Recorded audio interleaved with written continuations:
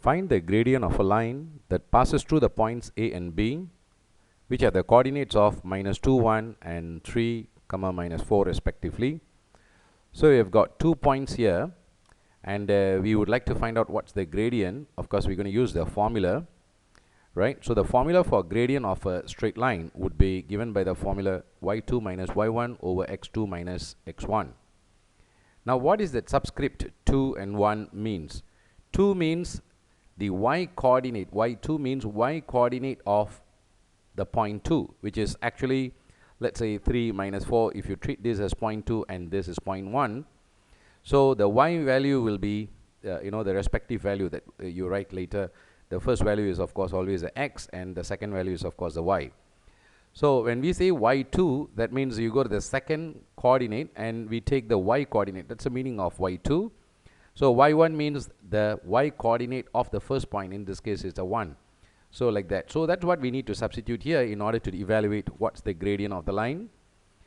So since we have the formula, so y2 is, of course, I'm treating my point 3, -4 as my point 2. So my y2 is -4. So let's write that down, -4 minus, and then now I'm going for my point 1, okay, which is this point, -2, 1, but the y coordinate is what I'm interested in. So of course I'm going to take that 1 and I'm going to subtract away. So I have written y2 minus y1 here. And then now we're going to go for x2 minus x1. So x2 is of course the x coordinate of the second point, which in this case is a 3. So we take a 3 and we put it there, and then we're going to subtract away, and what would be the x1? Okay, make a guess. Yes, you got it right. So it's -2. So -2 is the x coordinate of the first point. Now before I write down the -2, remember whenever you need to put a negative number after a minus sign, remember to enclose it in a bracket, because otherwise you might end up making careless mistakes, because in this case 3 minus -2 is going to make the denominator into 3 plus 2, and of course by putting the bracket we will remember that we need to multiply out the negative and the negative.